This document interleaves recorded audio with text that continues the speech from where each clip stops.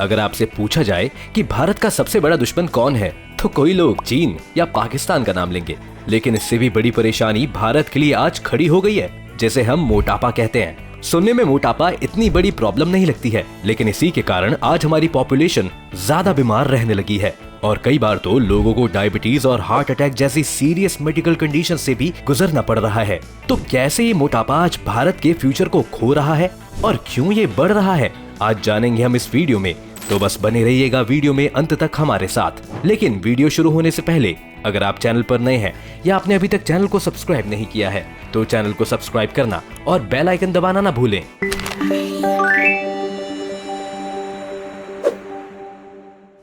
सरकार के एक सर्वे के अनुसार इस वक्त भारत में हर 4 में से 1 आदमी मोटापे से जूझ रहा है। पिछले 4 सालों में ये नंबर करीब 4% तक बढ़ा है और ये परेशानी सिर्फ एडल्ट्स में ही नहीं रही है, बल्कि बच्चे भी इसका शिकार हो रहे हैं। वर्ल्ड ओबेसिटी फेडरेशन के मुताबिक 2030 तक भारत में आधे बच्चे मोटापे से जूझ रहे होंगे। देश भर में कई सारे लीडिंग डॉक्टर्स और न्यूट्रिशनिस्ट ने इसके बारे में बार बार लोगों को आगाह किया है, लेकिन फिर भी हम इसे लेकर अनजान बने हुए हैं। आज मोटापा इस कदर हमारी सोसाइटी को अंदर से खा रहा है कि 13 से 14 साल के कुछ बच्चों को भी मेडिकल कारणों से फैट रिमूवल सर्जरीज का सहारा लेना पड़ रहा है। और हमारी पुलिस फोर्स के तो क्या ही कहने, अपनी तोंद निकाले हमारे पुलिस वाले सड़क पर ऐसे चलते हैं जैसे अभी अभी ऋषभ पंत की तरह भारत को गाबा में जीत दिलाकर आए हो। पुलिस फोर्स में मोटापा इतनी बड़ी प्रॉब्लम बन चुका है कि बहुत सारे पुलिस वाले आजकल बूढ़े क्रिमिनल्स को भी पकड़ नहीं पा रहे हैं। पर अभी के लिए आम नागरिकों पर वापस आते हैं और जानते हैं कि इस मोटापे की क्या वजह है। भारत में मोटापे को कई रीजंस के साथ एक्सप्लेन किया जा सकता है, जैसे एक है जेनेटिक्स। जी हाँ, कैम्ब्रिज और ऑक्सफोर्ड की एक जॉइंट स्टडी ने ये पाया कि भारत के लोग कई बार अकाल से गुजरे हैं, जिस कारण से उनकी जीन्स ने खाने को फैट के रूप में स्टोर करना शुरू कर दिया है ताकि बुरे वक्त में ये शरीर के काम आए। इस स्टडी में ये भी बताया गया है कि एक एवरेज यूरोपियन के मुताबिक भारत के लोग 3.8 किलो ज्यादा वजनी होते हैं। जेनेटिक्स का तो कुछ किया नहीं जा सकता, लेकिन हमारे मोटापे के लिए हमारा कल्चर भी काफी जिम्मेदार है।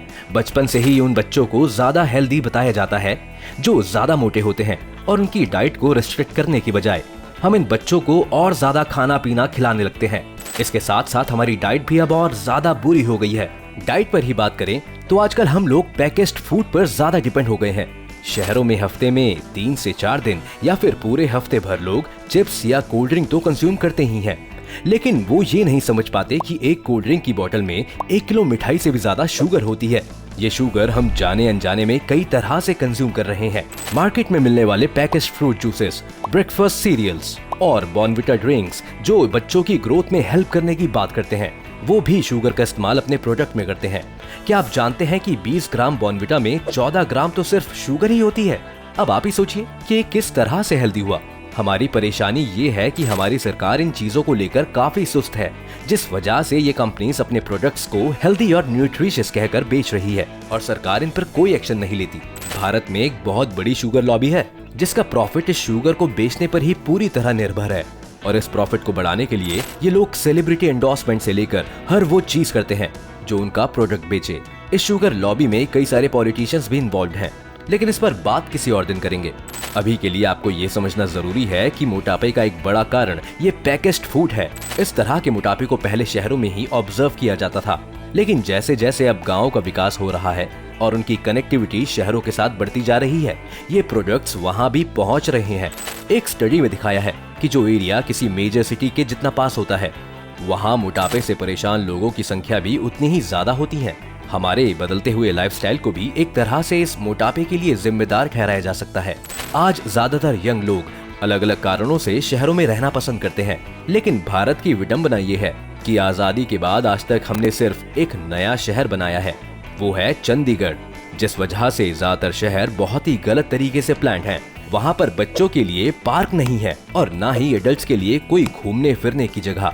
ऐसे में लोगों के पास सिर्फ जिम जाने का ही ऑप्शन बचता है, लेकिन जिम जाना एक बहुत बड़ी कमिटमेंट है, जिस वजह से लोग इसे अवॉइड ही करते हैं। लाइफस्टाइल से जुड़ी एक परेशानी हमारा स्क्रीन टाइम भी है।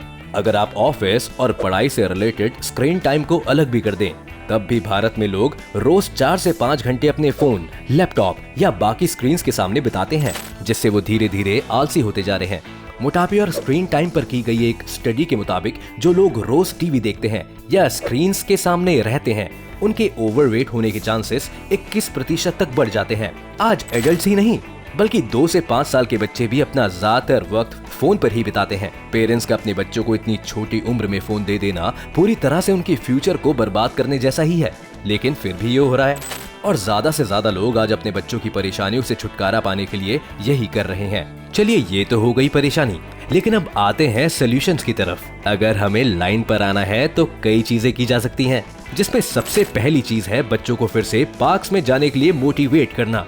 बच्चे जब तक फिजिकल एक्टिविटीज नहीं करेंगे तब तक उनके मोटापे का खतरा बढ़ता ही रहेगा और कम उम्र में ही ये बड़ी बड़ी बीमारियों को जन्म दे सकता है।